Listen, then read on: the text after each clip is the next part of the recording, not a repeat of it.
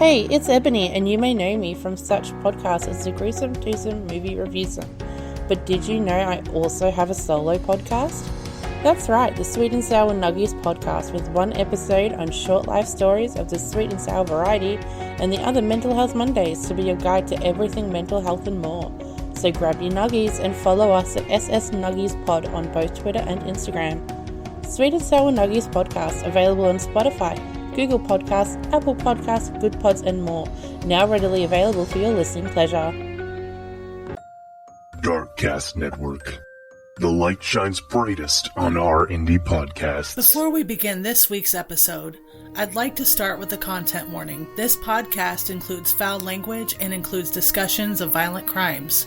Some topics may be triggering and may include depictions of sexual assault, gore, torture, suicidal ideation, or discussions of mental health. Listener discretion is strongly advised. This week, we are revisiting a case, a long overdue one actually.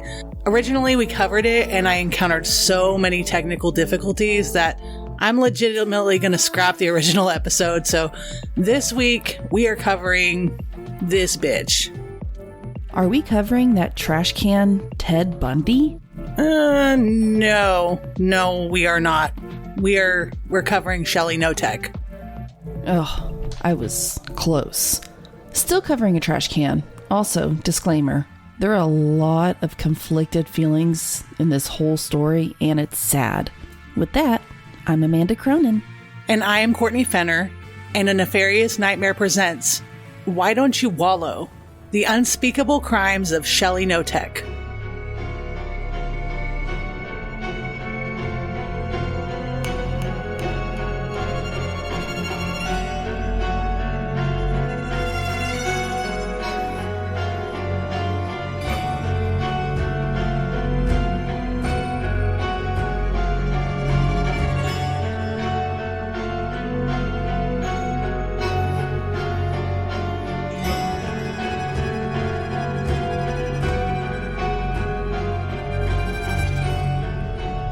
This week, I'd like to highlight this missing person.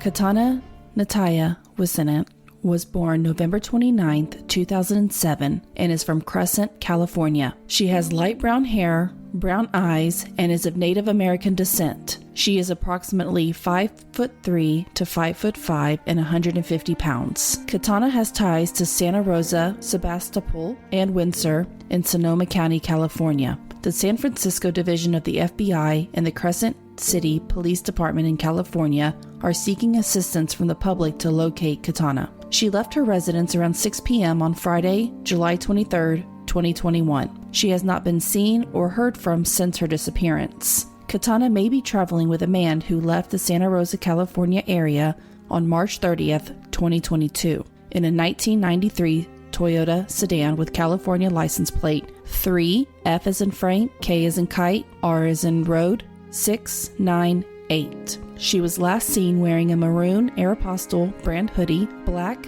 Calvin Klein brand sweatpants, and white Crocs brand shoes. If you have any information concerning this person, please contact your local FBI office or the nearest American embassy or consulate. Field office is San Francisco. Today you will hear several Darkcast voices throughout the episode reenacting various characters in this story. We want to shout out CJ from Beyond the Rainbow, JT from several podcasts including Crime Trials and Brew Crime, and Kevin from the Jury Room for lending your voices for this episode. Without further ado, let's open up with this. Michelle Knotek, currently 66 years old, is scheduled for release from the Washington Corrections Center for Women in June of this year, 2022, after serving 18 years for second-degree murder and manslaughter. She took a plea deal, but did not admit guilt. Knotek's daughters collaborated with author Greg Olson to tell all about their mother, Shelly Knotek, in a book called If You Tell. Knotek's daughters recall the times they had been made to wallow, among other forms of abuse that Notek had inflicted. They warn that if she is released, she is capable of killing again. Michelle Shelley Lynn Watson was born in Raymond, Washington on April 15th, 1954. She was raised 2.5 hours away in Battleground, later adding Rivardo Long Notech to her list of last names. So towards the end of this, she becomes Michelle, Shelley, Lynn, Watson, Rivardo, Long, Notech. Her father, Les Watson, was well known in that town for his charm, quick wit, and his BS. According to the book, If You Tell, by Greg Olson, it's unknown as to when, but he married Sharon Watson, and by all accounts, Sharon was a quote-unquote depressive and a drunk. She would drop Shelley and her older brother Chuck off to their father's house in Shelley's early years, and it was as though she didn't exist. At one point, Les gained custody of them, and he and his current wife, Laura, which is a pseudonym, raised them. At that time, Shelley was 6, Chuck was 3, and Paul was still an infant. Laura was 10 years younger than Les, and they married in 1960 after dating for a while. Sharon was never heard from again, never sent any correspondence or even a happy birthday when things like this rolled around. In 1967, a homicide detective appeared at their home randomly one day to explain that Sharon Watson had been murdered and that he needed someone to ID the body. They also needed to pick up their youngest son, Paul, who had been an infant when the 2 older children were dropped off in 1960. Growing up, Shelley was pretty challenging. She was outspoken and would basically speak for her younger brother, who stayed quiet. She was considered to be a challenge because, according to the book If You Tell by Greg Olson, Laura says that as Shelley grew more comfortable, she would be downright mean to Laura. It's been noted that Shelley used to tell Laura how much she hated her, and as she grew up, she went from unkind to complaining a lot to sadistic. She showed resentment toward her siblings and was vengeful when she wasn't given even the smallest amount of attention, which is a trait of narcissism and should have been somewhat of a red flag. When they told her that her mother had passed away, she was indifferent. Shelley also took a lot after and even seemingly looked up to her grandmother Anna, who evidently was a real treat herself. And we won't go into that one, but basically, Shelley was Grandma Anna reincarnate. Her Grandma Anna had women working for her that she treated like slaves, and if they moved too slowly at grooming the grandma, she would pinch them, she would pull on their hair, or she'd even kick them. You will see how this becomes evident with Shelley. Apparently, everyone was afraid of Anna except for Shelley, whom had been given what I imagined to be this super embarrassing bowl cut because, according to Laura, Anna had said that Laura couldn't brush or groom Shelley properly. Take a brief second to imagine super thick, wavy auburn hair being in a bowl cut. One thing Shelley enjoyed doing as, I guess, a hobby was putting glass in her little brother's shoes. She was vindictive and she was cruel to anyone who may have gotten even the slightest bit more attention than she had. But given the time period, I don't know that child psychology had advanced just yet, or even if, anyone had known this would be a walking warning sign. Shelley had always been rebellious and challenging. She also didn't take accountability for anything and never accepted fault for anything. And this went on well into her teen years and even her adult life. Around 15, Shelley had basically lied to principals or counselors, saying that awful things were going on at home. She had accused her dad of raping her, which later turned out to be a lie. And she'd gotten the idea from a magazine that said in bold print on the front, quote, "I was raped at 15 by my dad." Personally, it looks to me like she loved to play games like this. Anyway, even with that evidence, Shelley was still examined for sexual assault, and it further proved Les and Laura's innocence. She went on to many rounds of unsuccessful family and psychological therapy. She was also eventually blacklisted from all the schools she wanted to return to. At one point, which will be brought up a little later, she stayed with some of her dad's relatives, only to return 2 years later after the relatives dealt with so much of Shelley's shit that they ended up divorcing. And another thing that Shelley had done was she babysat for some neighbors, I believe, that came to a screeching halt when Shelley would abandon them. She'd lock them in their rooms, and she was just mean to them. She also ended up getting booted out of several schools. She would steal things from other classmates, steal other girls' homework and then destroy it, and even put glass shards in their shoes. Sound familiar? The last school she went to was St. Mary's of the Valley, where she would originally spend the entire month, which to Laura was a godsend. Then it would dwindle down to the fact that they needed to come grab Shelley on the weekends, to where she was permanently banned from coming back to the school altogether. It was as though the school was gradually just getting rid of her. Kind of like when you have a job that you aren't too happy with, they cut your hours before you're fired, usually. It's a lot like that. Laura had been willing to do just about anything in a name-your-price kind of way, including but not limited to advocating on Shelley's behalf, despite knowing how she truly was. But the sisters at the school stayed pretty firm about their stance of not accepting Shelley back. There's one point in the book where they mention that no matter how awful Shelley was, her father Les treated her like an absolute princess. Basically spoiled her. And I can't say that I necessarily blame him, to be honest with you, because sometimes it's hard to say no to somebody that you love when they're being like that. So they kind of get them out of your hair. You're like, fine, go do whatever you want. There was one person named Katie, who was Shelley's aunt from Les's side of the family, his sister, who basically took the reins and let Shelley stay with her. You know, again, another godsend hurled Laura's way. Laura was kind of in a predicament where, on one hand, she didn't want to subject herself to Shelley's abuse, but on another, it was pure relief. While Shelley was staying with Katie, she did everything in her power to paint Laura in a bad light. For instance, claiming she abused her, which was not true. This is just Shelley's MO, very on brand for her. Shelley did stay with Katie, and that entire summer Laura counted her blessings and took the rest of the family and their camper to Disneyland. Now, at one point, after a few weeks, Katie had communicated with Laura and said, quote, "We're going to keep this poor girl here for the summer. She told us everything," basically siding with Shelley. At that point, though, Laura didn't care, and who can blame her? Unfortunately, though, the whole time that Shelley was staying with Katie, which was 2 years, and was her last quote-unquote stop on the high school tour, she ended Frank and Katie's marriage because of all of the problems and the problems that she would cause. This is the family she had caused a divorce that we were talking about earlier. Shelley was married 3 times with a child from each man. The first man she married was Randy Rivardo, whom she met when she was 17.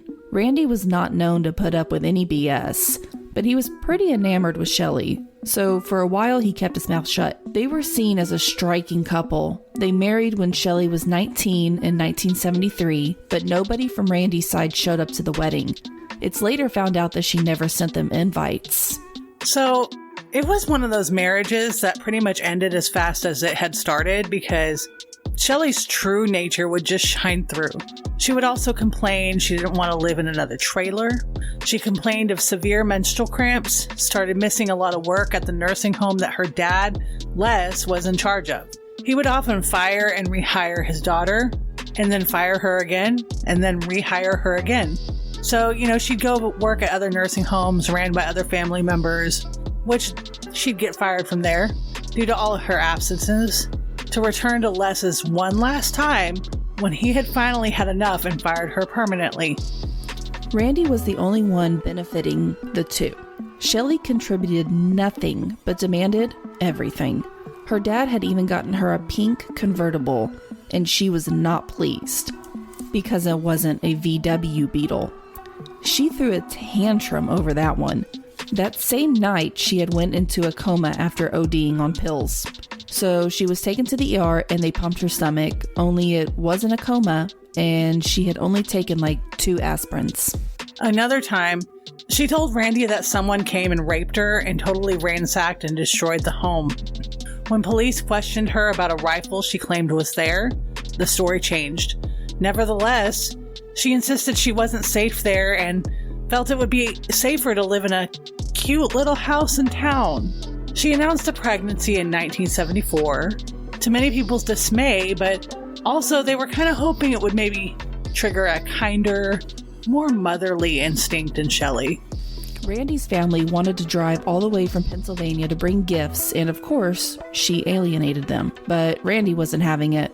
They then came to visit and Shelley alienated herself. The gifts would just go missing and she couldn't explain why she even thought Shelley had methodically hid them. Also, when Randy's family left, one of the sisters left some clothes and Shelley offered to mail them back. The package came in time, but the contents had been destroyed and cut up. The post office had to have done that, right? Shelley became a mother and Nikki was the firstborn from Randy Rivardo. Laura was excited, but Shelley, not so much. Randy essentially started sleeping in his car, was only needed for his paycheck. Finally, though, Randy left her, but Shelley went to try to talk to him and talk him into coming back. She stayed at his family's home for a few weeks, which must have been great for them, and she caused so much drama. It worked for a split second. He did almost go back, but thankfully he kept smart and he just filed for a divorce.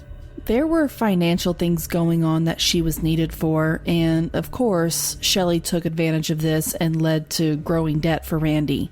Then, seemingly out of nowhere, Shelley was nowhere to be found, and a relative called Laura to tell her to come get Nikki. Shelley had stayed gone for a year and retrieved Nikki from Laura, much to everyone's dismay. Now, Shelley would be a loving, doting mother when people were around, but indifferent and careless behind closed doors.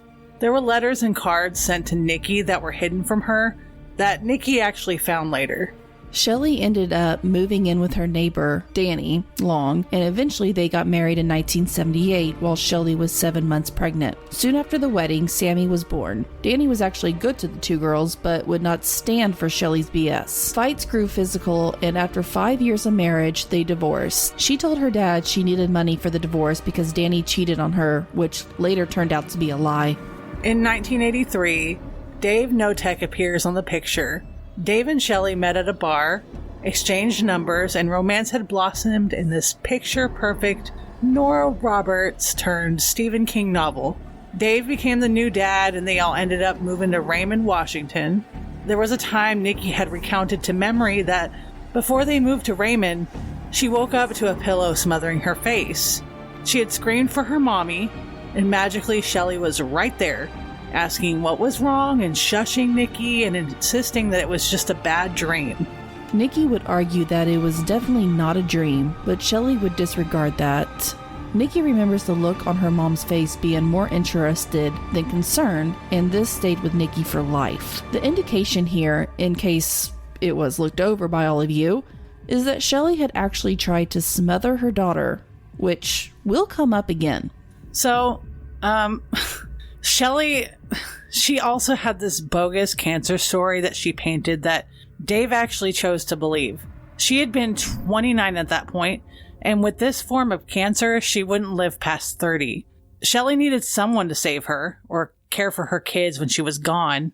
Dave and Shelly Knotek then married in 1987. One of the witnesses was Kathy Loreno, a hairdresser and Shelley's best friend, and also a key player in this entire story, so remember Kathy Loreno. The cancer claims continued well beyond the years she was given to live. Laura had a medical background and knew the BS for what it was. She would persistently but gently call Shelley out on the symptoms, but Shelley always denied it. She'd often change the symptoms, the type of cancer, saying the doctor was wrong, things like that. The cancer was just a ploy for attention. Dave would believe Shelley, but Laura knew something was amiss because nobody would be allowed into the appointments. Dave would drop Shelley off for chemo, and then he'd pick her up about 8 hours later. Another thing that she did continually was beg her dad for things, to which he would comply, and then she would trash talk him behind his back.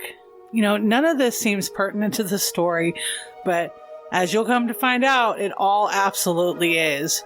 Like, it actually paints a picture of who Shelly Knotek is. And right now, I'm only showing you a general idea of who she is and was. There's way more to her than one podcast episode can convey. But with that, let's just move on to the most important parts of this, which would be the victims. Shelley, Dave, and the family lived near fisheries and anything pertaining to the ocean. They preferred to live in areas where privacy was enforced and later chose remote. Their house was well kept, but it was only for surface value, so people didn't really have any clue of what was going on there. Shelley always had the house spotless and portrayed a happy family. Photos everywhere in the house. It was all just for show. It started with Nikki and sometimes Sammy wallowing. If you're not familiar, wallowing is basically where Shelley would send them outside in the middle of the night in the freezing cold and make them roll around in the mud while they sprayed them with cold water from the hose. Wallow, you fucking little bitch, she would say. Shelley would randomly punish these kids and would force them to apologize, and they would apologize not knowing what they did wrong, if anything. Like, the girls would be like, please forgive me, I didn't mean it. Nikki would receive this punishment a bit more than Sammy did, and Sammy understandably might have been slightly relieved, but also scared. She remembers wishing she were enduring the same punishment as Nikki, so she would not be alone in it. Nikki was the kind of person who would stand up to her mom, and Sammy pretty much stayed compliant. She also remembered as having a bit more of a social life, and Nikki thought that maybe Shelley was laying off of Sammy because she was afraid Sammy would tell. So Nikki did take the brunt of the abuse. Not only was she always called ugly or worthless, but Shelley would often say things to make the girls feel like they were being selfish. One thing I want to briefly bring up, as you will see, Shelley does things like this often. There was a point where Shelley had tried to punish Nikki. Nikki tried to make a run for it, but Shelley caught her and swung her around, and Nikki ended up hitting her head against a protruding nail in the wall.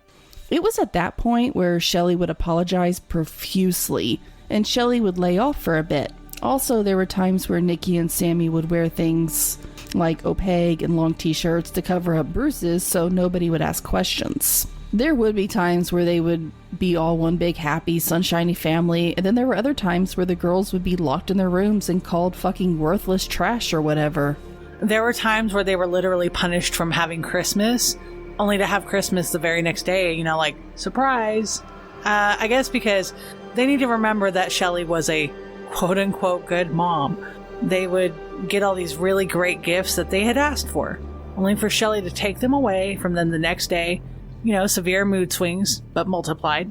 For example, the book mentions a Cabbage Patch doll, and that Nikki would sneak into the closet and snuggle with this Cabbage Patch doll and then put it. There was also a time where they got some teddy bear pins in their stocking, and apparently they got all lost in the trash from all the Christmas wrapping, so they got punished for that and would say, "You all complain too much.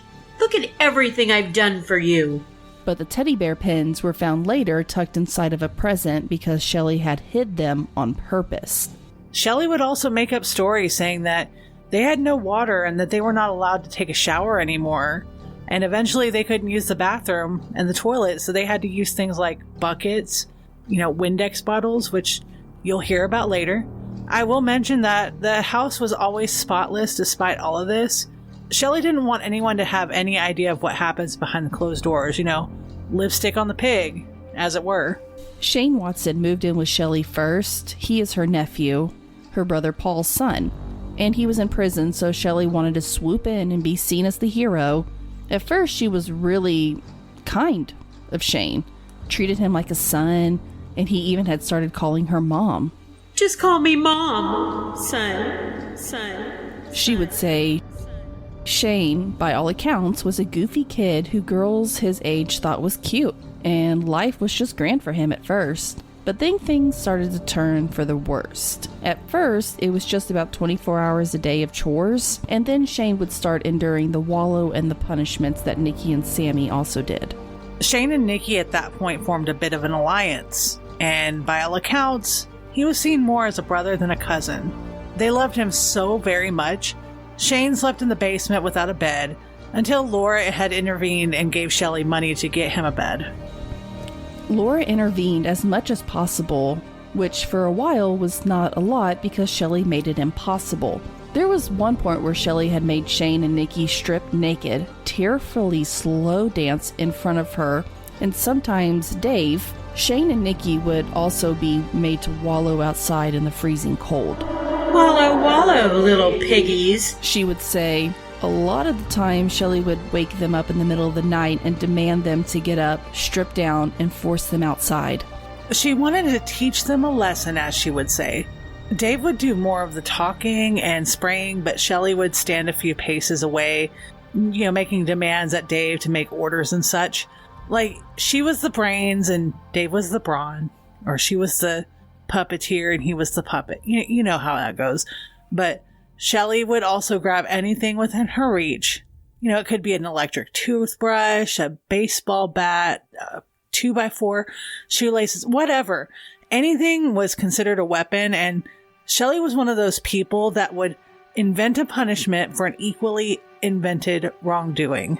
Like, the girls would do literally nothing wrong. They would eat their dinner, do their chores, and then go to bed, only to be forced to wake up a few hours later and endure such abuse. These kids were basically beaten into submission. In 1988, around the same time Shelley was pregnant with little Tori, Kathleen Lorino moved in with Shelley after a falling out between Kathy and her mom. Kathy had to move in with her mom after she had been fired for not making enough sales at a hairstyling place. All of the customers and even her co-workers loved her, but I guess she had a quota of hair products to sell on the side, and she was unable to meet that quota. She had gotten fired and pretty much lost everything, so Kathy moved in with her mom. Her mom, instead of being an understanding mother, expected Kathy to pay rent and bills and whatnot right away. And we're over here like, give the woman some time to get on her feet, The rest can come later. All accounts say that Kathy's mom was belittling and also demanding and demeaning Kathy for not having a way to pay. So Shelley would, be an opportunist and invite Kathy to move in. She saved Kathy from her mother. Kathy then did her part around the house, the Louderback house as it was called. She cooked, she cleaned, and she took care of Nikki, Shane, and Sammy. She also took care of little Tori when she was born. There were times that Nikki recounted that she and Shane were resentful of Kathy because she would report mishaps to Shelley or enforce the rules. And also Kathy was another demanding authority figure in the house. And although she did, in more of the loving, mothering type of way, she was still Shelley's little puppet. Kathy and Shelley started out as best friends, but the abuse of Kathy started when Tori was given a necklace as a gift. Shelley had given her a stuffed animal. This was after some big birthday shindig that she had set up in Tori's honor because, appearances, right? So Shelley had asked Tori what her favorite present was, and Tori goes, "The necklace Kathy gave me." So basically, Shelley lost her shit in a fit of jealous rage and turned on Kathy. And right here, we're going to take a quick break.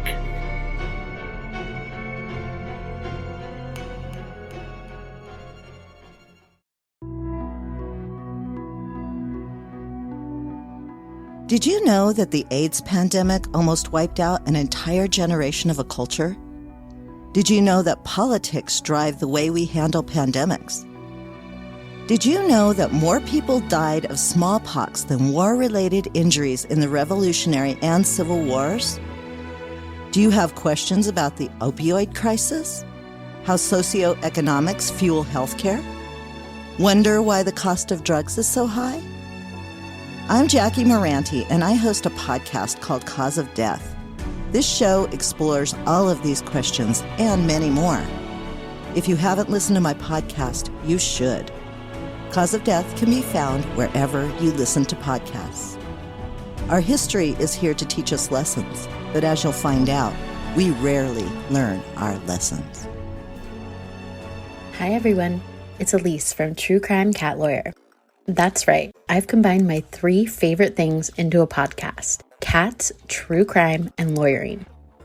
Every other Thursday, my co-host Winston and I bring you a new case from the Pacific Northwest. Winston is my sassy sidekick with a mustache who can often be found donning a bow tie. In other words, she's my cat.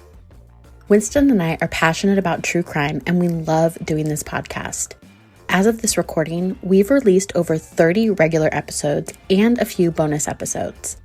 Our episodes are focused on the victims and sharing their stories, something we take a lot of pride in. We're working hard to produce true crime content in an ethical way. Plus, every quarter, Winston and I donate our ad proceeds and Patreon proceeds to a true crime or animal-related nonprofit organization. If you're from the Pacific Northwest or you just enjoyed true crime, Winston and I would love for you to check out our show. You can find us on all the major podcast platforms like Apple Podcasts, Spotify, Stitcher, iHeartRadio, and Good Pods. We hope you'll join us for some true crime in the Pacific Northwest.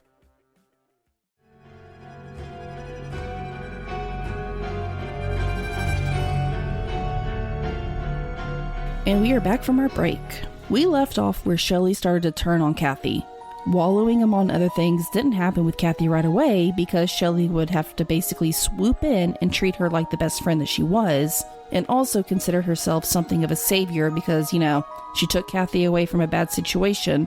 But then after a while, Shelley would start the abuse on Kathy. She would belittle her for her size and start making her take a cocktail of pills, and also had her run up and down a hill in the freezing cold in the middle of the night. While it started from jealousy that her daughter liked Kathy's present better than her own mother's, the abuse ended up being quote-unquote for Kathy's own good. So it was supposedly to help her, but really, we know how Shelley is. She thrives on humiliation of others. There was a time where she had punished Kathy because Kathy was supposedly hiding junk food underneath her bed, which Kathy insisted that she wasn't, but Shelley was the kind of person that would plant these items underneath her bed. Kathy, I found these under your bed, she would say. Shelley seemed to have gotten off on purposely trying to get people on her bad side, after they had done absolutely nothing wrong. Kathy would continue to insist that she wasn't doing these things, and Shelley would claim that Kathy didn't remember it or say that she was sleepwalking. This didn't happen very often, but according to Shelley, it did. So she would start, and when I say this, I mean this very loosely, helping Kathy by feed her said cocktail of prescription drugs, force her to get naked and run up and down a hill in the freezing cold in the middle of the night, and also at one point accused Kathy, who was now sharing a room with Shane, of being a pedophile, saying she saw her get naked in front of Shane. Of course it wasn't true, and Kathy insisted on that. But by now all of you are pretty familiar with Shelley's sick tactics, right? So Kathy would then be forced to sleep in the hallway. The abuse continued on and got worse, to a point where Shelley would take rotting meat and spoiled food, and even medication, and she'd make smoothies for Kathy to choke down. Kathy was down 100 pounds by now, due to being starved and forced to take a mix of pills. Kathy was beginning to be so weak that she couldn't move, and also wasn't allowed to use the restroom or a shower.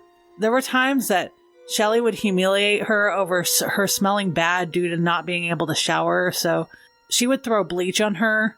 Eventually, Kathy was very, very weak, seemingly out of it, and barely comprehending anything. She had started losing a bunch of teeth as well. At this point, they all moved away from the Louderback house and into a house on Monaghan Landing Road. By all accounts, it was small, at 1,600 square feet, with 2 small bedrooms on the top floor and 1 on the bottom floor, with 1 bathroom next to the bedroom on the bottom floor where Shelley and Dave slept. Remember, they're not allowed to use the restroom, not without permission. Shane was sleeping in Nikki's closet at this time, and at first, Kathy was on the living room floor. Apologies in advance for the jumping back and forth here on out. That's how crazy this gets, unfortunately.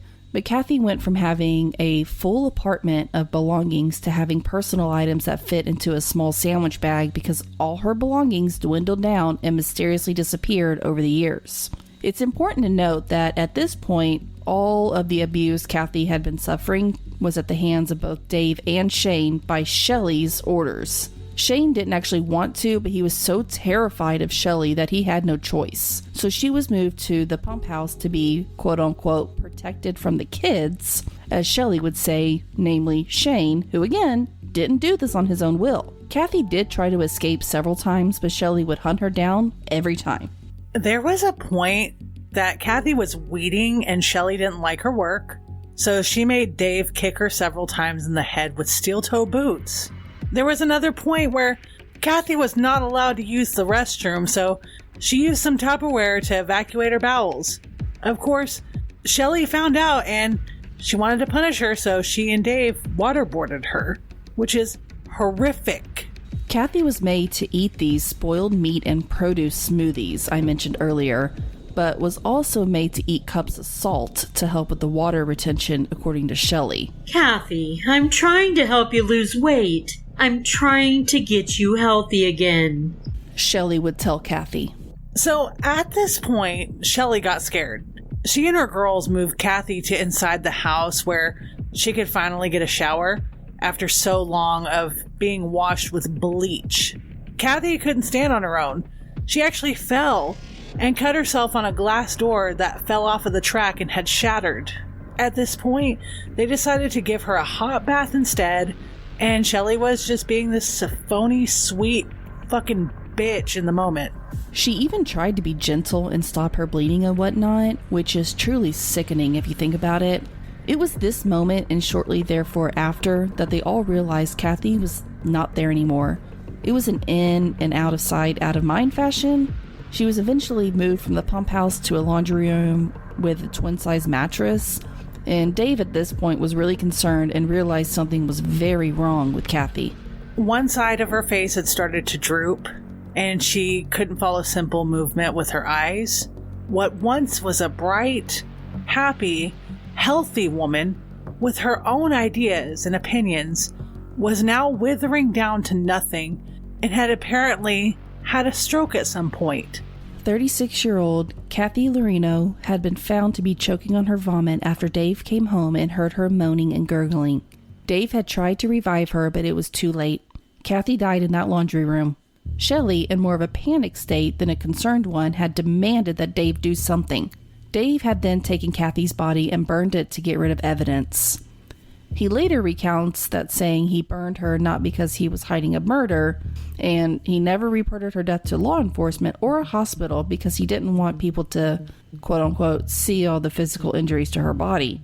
She then had Dave drive her to Canada and mail a forged letter that Shelley had made the girls practice Kathy's handwriting on, stating to her mom that she was fine and ran away to Hawaii in love with a guy named Rocky, who was a truck driver. Now, it's theorized that Rocky either never existed or that he was just some long-lost fling of Kathy's from the past. Shelley even included a blurry picture she found of a woman standing in front of a semi-truck just to, make it that much more believable. Like, the manipulation. My God. The woman wasn't Kathy, but according to Shelley's brain, it very well could have been. Shelley would have Nikki practice Kathy's handwriting and continue letters of Kathy's escapades in Mexico, Canada, California, just, happy to be on this nationwide road trip of sorts. There were times Shelley would change her mind about some of the letters last minute and would make Dave go all the way to Canada using the mail key that Shelley had stolen from Kathy's belongings and retrieve the letters out of the mailbox before they were sent.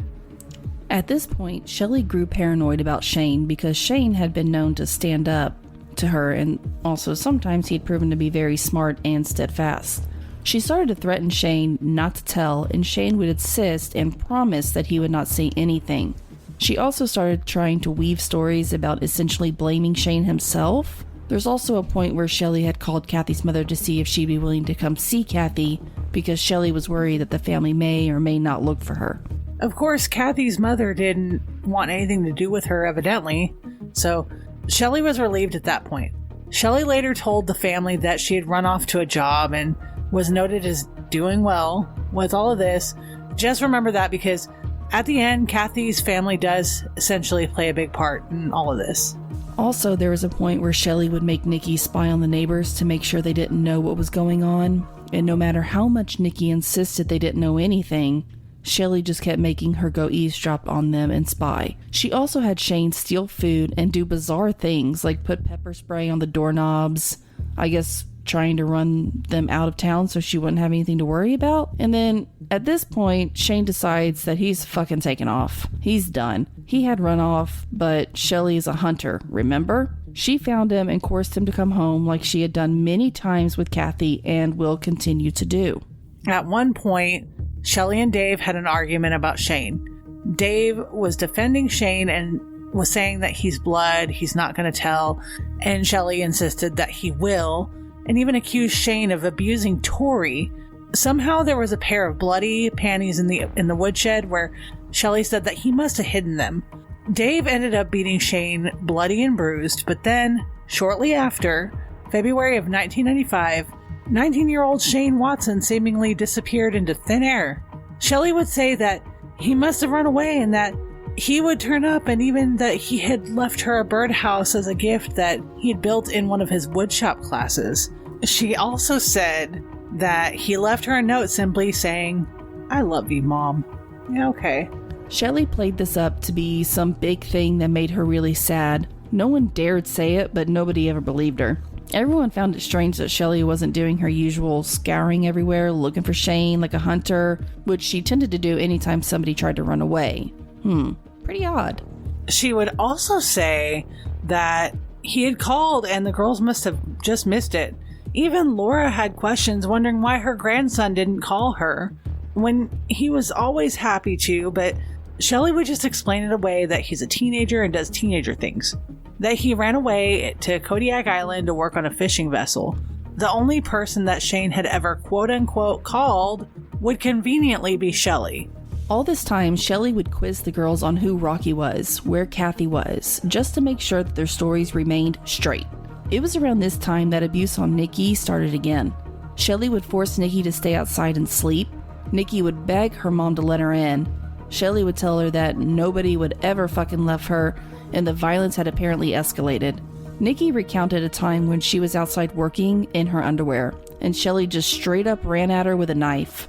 Nikki couldn't recall anything she had done wrong, although she really tried. Shelley would invent things that Nikki had done wrong just to go after her. And the next morning, per usual, Shelley would just be beating around the kitchen like a normal person would, like, nothing happened the night before. There was a time where Sammy had admitted to Nikki when they were all hiding in the area they kept their chickens. She admitted that she tried to kill herself. One of the methods she had used to try to kill herself was by eating poisonous berries that she had found outside. Of course that didn't work, but there's just something about that right there that just breaks my heart into a million fucking pieces. It was around this time that Shelley decided that she was going to apply for a teacher aide position for special needs children because she thought that she had wonderful patience with children at this point. Shelley was starting to get concerned with Sammy and Nikki's relationship. It's around this point where they finally escape. While Shelley saw them as a threat, Nikki no longer saw Shelley as a threat. There was a time where Shelley had tried to take away everything from Nikki regarding her getting her high school diploma or her transportation to class so she can get out of it. That's a whole other thing, and we will skip over that, but basically I'll say yes. Nikki's resolve grew really strong and she ended up pretty much escaping. And Tori, who's 6 at this point, wrote a letter to Jesus asking for her sister back, and Shelley found the letter and beat Tori up. After that, Shelley tried to weasel her way back into Tori's heart. You know how Shelley is. And then she, at the same time would manipulate Tori to believing that her sister was pretty much a piece of shit. So Shelley had successfully worked a smear campaign against Nikki, even though the rest of the family silently declined following her lead on that one. Dave would actually go and stalk Nikki at her job or other places, and, he'd ask her constantly to just come back. Sammy, however, was still in Shelley's clutches. Shelley would steal her homework or burn her library books to make her sleep outside, only to come in time to put her clothes on and go to school, and just basically make her life a living hell. There was a point where Sammy had a boyfriend and he would turn up the headlights on at night to let Sammy know he was still there. Shelley was onto him though, and as soon as he left, things would escalate. So a counselor finally figured out what was going on and tried to get Tori removed from the home. Sammy had unfortunately had to back down out of fear and, had insisted that everything was fine. Thankfully, though, people were pretty hip to what was going on, and according to the book, Sammy started taking a fuck it approach. Sammy took off for a while, but Dave did find her and talked her into coming back. They shared how they felt of the entire situation, and it's here where Dave kind of shows his face a little bit. He's too being controlled and abused, even as a willing participant. But Sammy basically ended up going back on the condition that her mother help her get to college and had a blackmailing technique that worked because she straight up called Shelley out on all kinds of bullshit. When Sammy returned, it seemed as though Shelley had kept her promise and filled out the paperwork for her and even turned it in. By the way, as an aide, Shelley is still claiming she has cancer at this point, but everyone's onto her bullshit. There was a point where she had gone into the bathroom after painting her face up to look like some kind of weird, sickly, I don't know, mime or whatever. And when she noticed that people didn't believe her, she came back out with hair that she had cut from the middle of her head. Laura was there when that had happened, and she actually went into the bathroom after Shelley, of course when Shelley wasn't paying any attention, and she found pieces of cut hair on the scissors in the bathroom.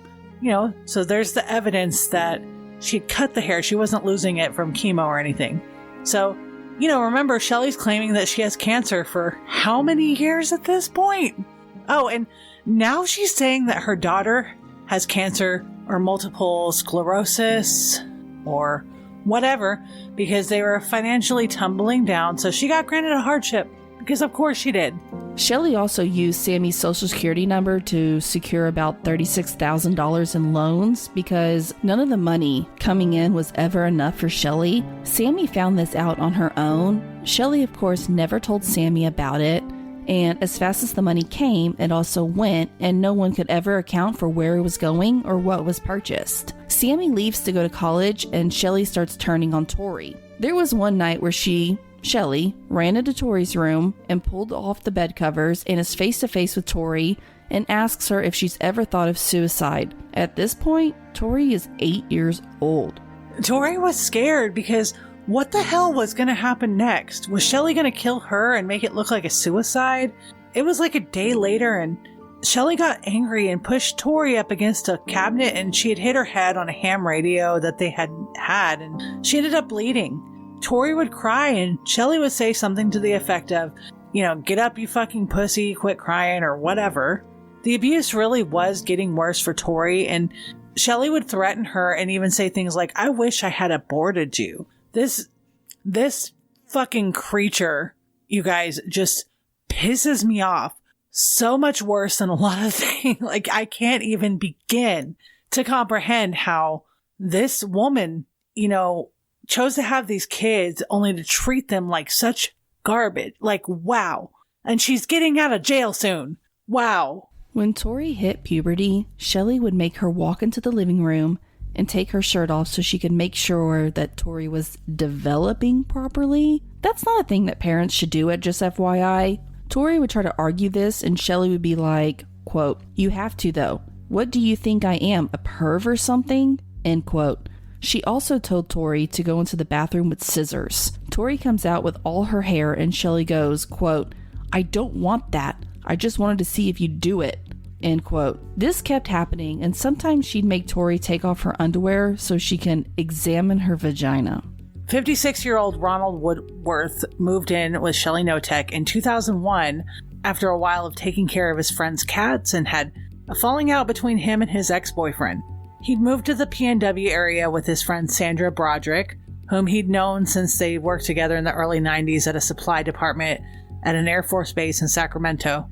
Sandra noted that he'd make a few hints at suicide, but she knew that he would never follow through with it, that he had serious spiritual beliefs against it. She'd offered Ron to move in with her and her mom, and he politely declined because he already intended on moving in with Shelley and Dave Knotek. He had borrowed money to retain a lawyer under Shelley's advice to keep them from falling under and losing his mobile home. Of course, the lawyer never existed, and without knowing that, Sandra was suspicious. But Ron insisted everything was fine and she should take him at his word. Shelley welcomed Ron in the exact same way she had welcomed Kathy Lorino. She set him up to live comfortably and took really good care of him, and also claims to help him. This is my friend Ron. He's gay. He's been evicted, and he'll be working around here, she'd say. Ron waited on Shelley hand and foot, and they were like two peas in a pod. His favorite thing that he would say to Shelley would be something like, yes, Shelley dear. Shelley would call him down for dinners, and it was as if he had checked into a 5-star hotel compared to what he was going through before. But of course, This warmth Shelley offered did not last long at all. Tori took to him immediately and started calling him Uncle Ron. Sometimes he would let her win at checkers or playing cards, and Tori secretly hoped that they would be allies and really good friends. It was around 2 weeks in that Shelley acted annoyed by Ron, the once happy, loyal, and eager to please. Yes, Shelley dear. Turned into a defeated, abused, and withered. Yes, Shelley dear. So, she would sling very offensive F-bombs toward Ron, and I don't mean the fuck word. There's another word that she'd call him that I will not say, but it started with an F. But she'd call him that, and she'd call him useless and disgusting, and basically said that he was a bad influence on Tori. Understandably, things calmed down for Tori when things got worse for Ron. She was no longer Shelley's target at that point. Ron was. Shelley then moved him from his own bedroom down to the computer room on the floor. Everything that he owned, she destroyed and took away. He was forced to do all the chores around the house, and things progressed from here to the worst. He was no longer allowed to use the restroom without asking permission, and a lot of times, Shelley would just tell him no. He would use Windex bottles and just try to hide them, and it was getting to a point where Shelley was beating him down to have no identity of his own, but he never resisted anything Shelley would say. All the while, Shelley still belittling him. Oh, Ron, grow a pair. You're useless and disgusting. Clean your filthy ass up. She also would alienate him from friends or family that he might have, including the one that I had mentioned earlier, that he had known since working with her, Sandra. He would try to pay visits, but Shelley would step in and just mark her territory like a fucking bitch, right? At one point, Sandra got hold of Ron and he spun her this lie via Shelley, saying that he was hiding from the police.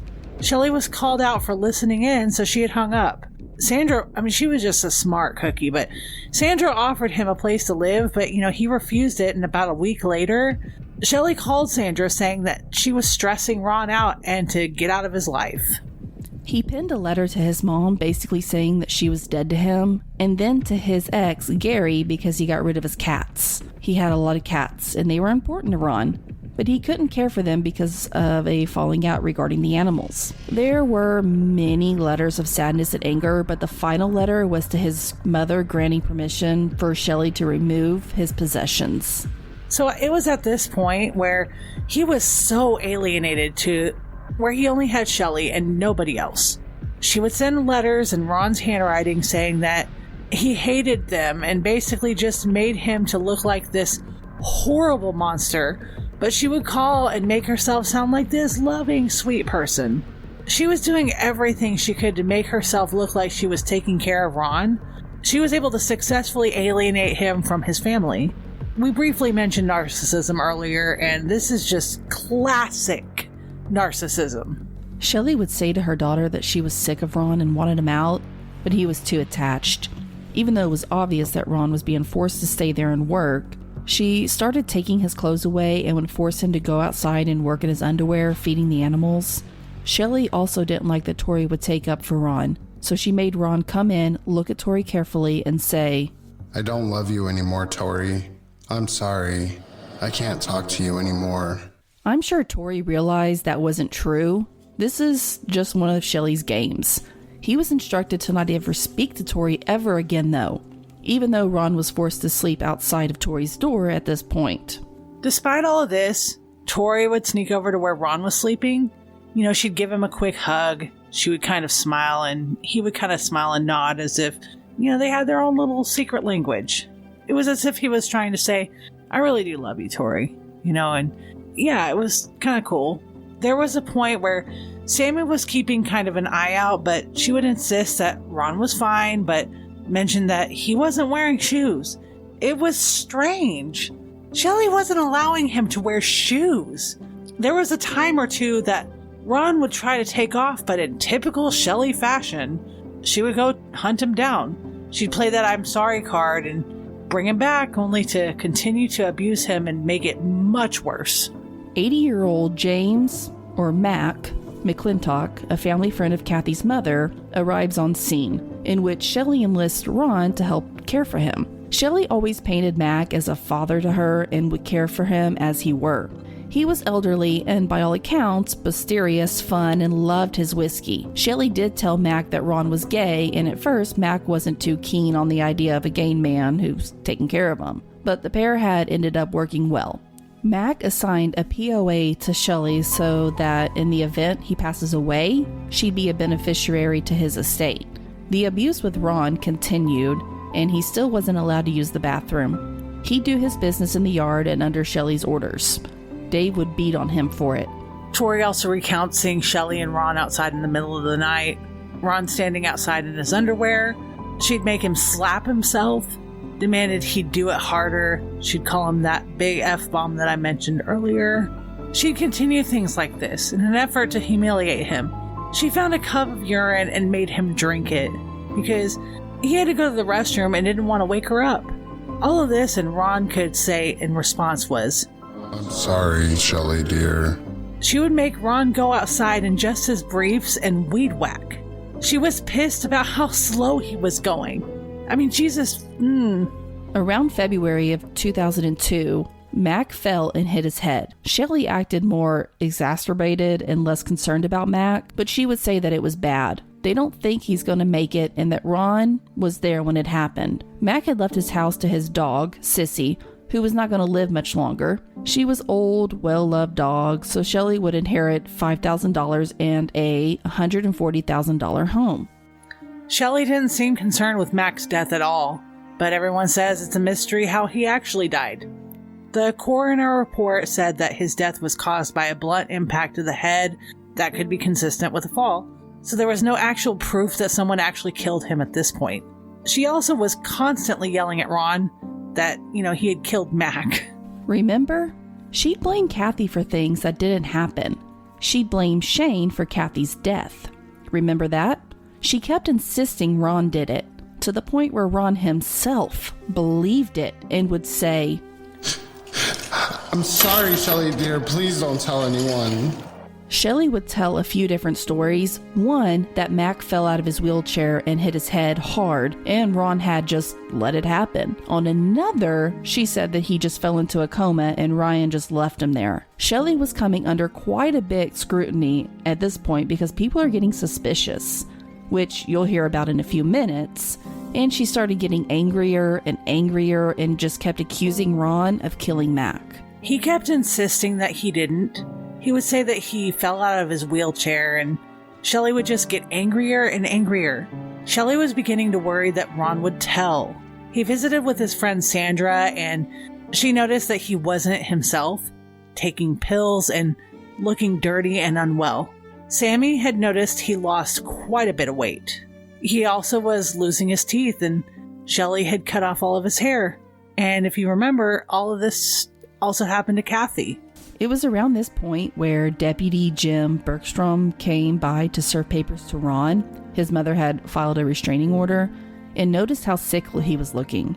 Ron had run away, and later Shelley met with him and fed a bunch of BS about Ron not living there, which the deputy called her out on. He then asked about Kathy, who he revealed that her family had hired a PI and ran a missing person ad on her. Remember, supposedly, Kathy's family didn't care about her, more specifically her mother. Shelley, of course, played dumb about all of this, and a little later, Shelley received an anonymous typewritten note saying that the gunshots that she had heard were avenging Kathy's death. So people were starting to figure things out pretty quick. They had started making Ron do naked calisthenics outside. He had already suffered a fall from the roof at this point while trying to clean gutters. Pretty sure he had a broken bone. He was still not allowed to wear shoes, so they told him to jump, be a man and jump. And his heels and his feet were splitting open and bloody. They'd clean him up with hot water and bleach, and the smell was awful. It was bleach and rotting flesh. Toward the end, Shelley relaxed on Ron a bit, as she had with Kathy, and it stayed that way until Ron suddenly disappeared in the summer of 2003. Of course, Shelley told Dave that it was suicide and hid him in the freezer for Dave to bury him on the property. He would have burned Ron, but they were in the middle of a burn ban and didn't want people asking questions. But questions certainly got asked because Nikki finally told Laura that Dave and Shelley killed Kathy. After this, they wove a plan to tell the police. They faxed several bits of documentation, including Nikki's accounts of being made to stay in a hotel while Dave and Shelley got rid of Kathy's body, marking them urgent, but unfortunately, a response was never received. Nikki found the courage to tell everything to her boyfriend Chad and was persuaded by him to just go in person. Nikki was terrified but set out to do so. On the way, she got a call out of the blue from her mother, who somehow found Chad's number. They were estranged, but Shelley acted though nothing was wrong. She said they were all heading to Disneyland, and Nikki quickly hung up. They proceeded on to the police department, who was already fairly concerned about Kathy's whereabouts. Nikki also called Sammy and told her that she thinks her mother killed Shane also. They were sure that they'd hear back after she went to the police, but they never did. The detective did try to confirm the story with Sammy, but she declined his calls, thinking that, he had all that he needed. Sammy even confronted her mom about this, suggesting that they go to the police, but Shelley was like, Kathy committed suicide, and then proceeded to tell Sammy that she was this big fucking disappointment. Finally, Deputy Jim got in contact with Laura Watson. Also, when Shelley and Dave Knotek inherited the home that was once Mac's, people were already growing suspicious about why they were there and what part they play. Tori was in the middle of a breakdown when she had agreed that she was going to hang in long enough after she had reunited with both of her sisters. The sisters were working the case, and finally that same deputy shows up and says that he's going to pick up Tori on the grounds of suspected child abuse. Tori had left a note asking them to not mess her things up too much, and also told them that she had some of Ron's items in the chicken coop. She then whispered to them that they need to get a search warrant to come back, and basically gave them all grounds to do so. She only gave them a little bit of the story, but that was enough.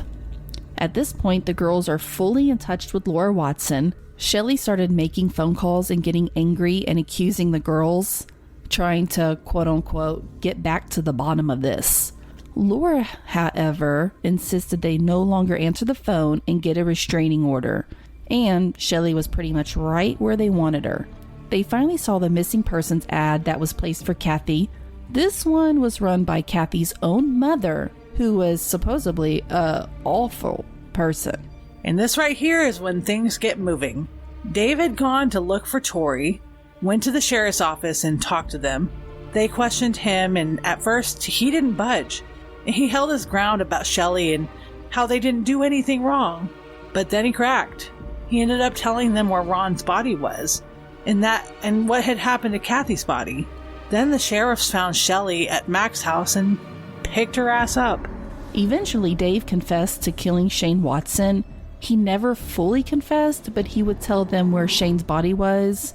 Also said that he accidentally shot Shane when they were fighting over a rifle that he had explicitly told Shane not to play with.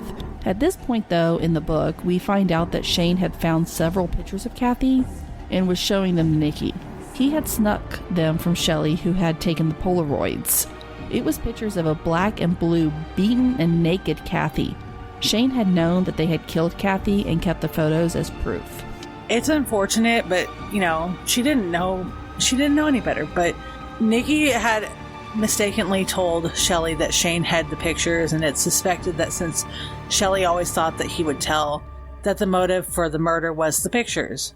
And this is not, again, to blame Nikki in any way. She says that she wasn't sure why she said something, that she didn't want him to get in trouble, but I guess it worked the opposite.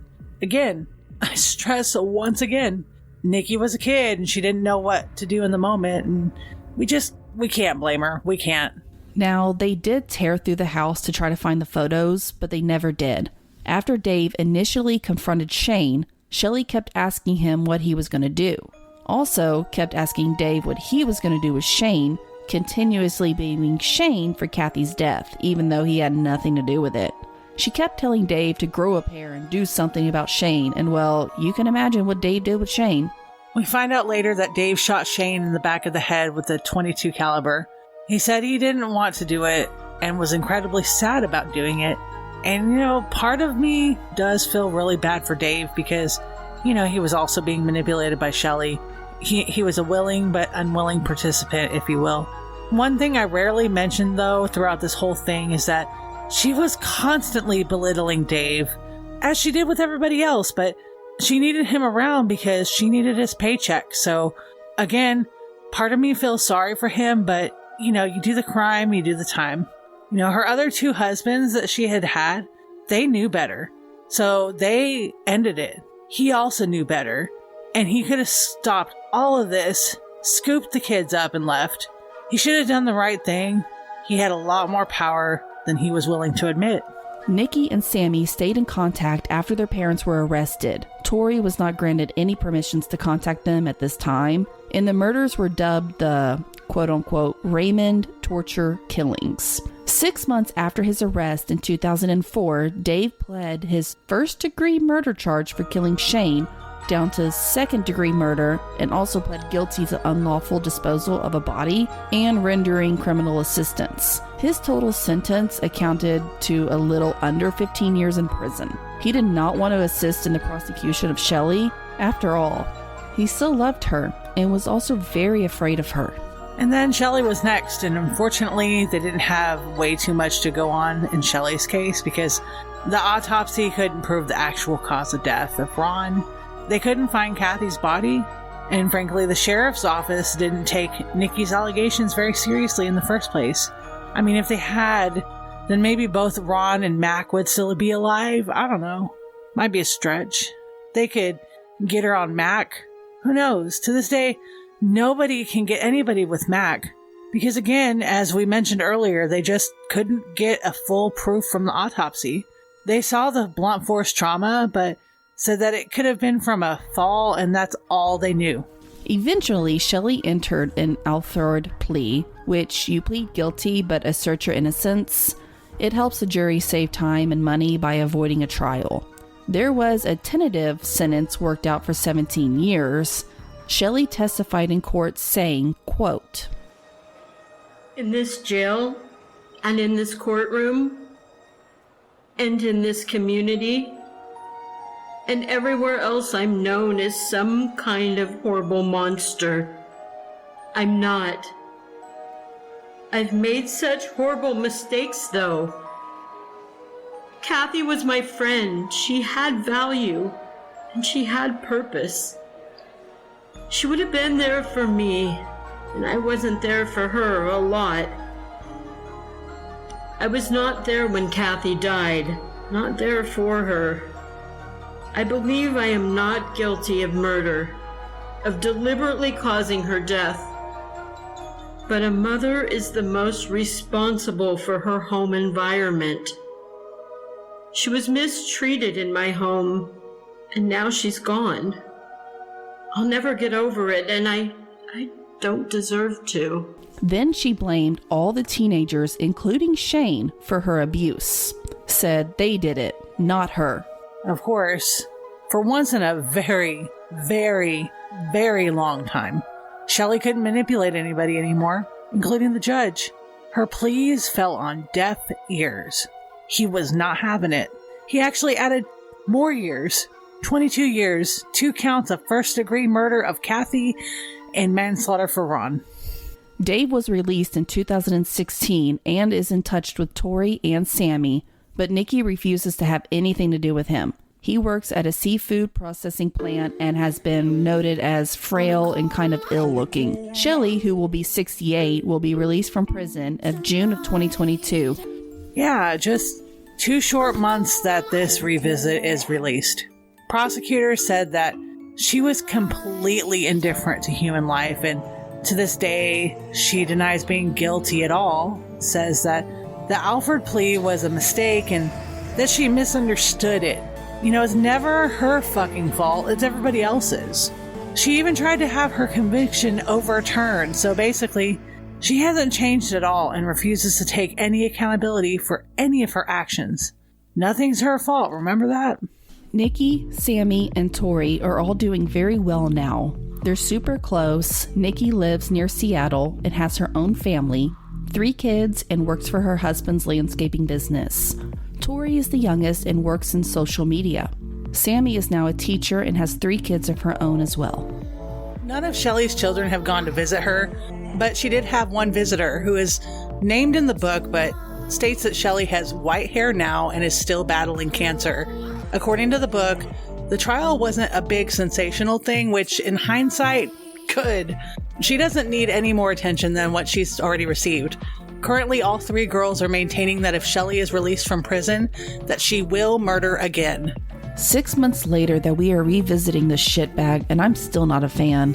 So sad what happened to all these people under the hands of a manipulative narcissist who will unfortunately be released from prison soon. Yeah, I can't stand her. Not too many Shelleys I get along with as it is, but anyway, know what I do get along with? My ending quote? So, here's my ending quote. Life is 10% what happens to you and 90% how you respond to it. Is that Milli Vanilli? No? Is it Will Friedle? You know, from Boy Meets World? I swear you almost said Will Smith and I was about to get violent. But no, it's Charles Swindle. I was very close as always. So do we have any reviews? Yep, we have gotten quite a few, but this episode will already be so long, so what we are going to do is probably include the screenshots in our Instagram, but we like to shout out Paige, Mama D, and our friends at Seriously Sinister Podcast as well, as they're, quote, terrified and tipsy for the awesome 5-star review. Thank you guys. Yes! Thank you all so much. Hey, don't forget that we'll be at the Dallas True Crime Podcast Festival, August 26th through 28th.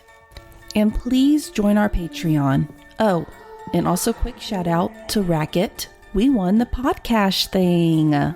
Thank you guys. I am still in disbelief. We don't win shit. Guys, we don't win shit. But anyway, yeah. Thank you, everyone. Thanks for all the love letters. Don't be a dick. And wear deodorant. Bye!